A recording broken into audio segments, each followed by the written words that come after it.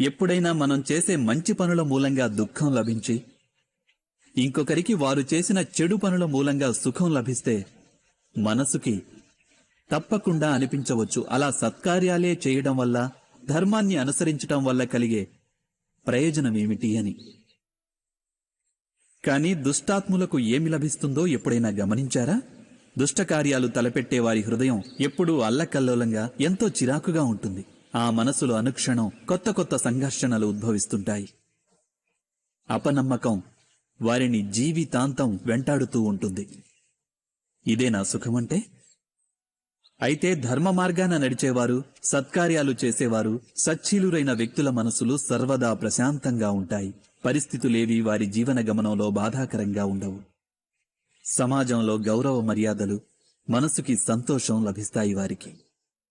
అనగా సత్ప్రవర్తన అన్నది భవిష్యత్తులో లభించే సుఖాలకు మార్గం కాదు. సుఖానికి నిర్వచనమే సత్ప్రవర్తన. అదేవిధంగా దుష్ప్రవర్తన అన్నది భవిష్యత్తులో ఎదురయ్యే దుఃఖాలకు మార్గం కాదు. అధర్మం చేసిన క్షణమే అది దుఃఖాలను ఉత్పన్నం చేస్తుంది.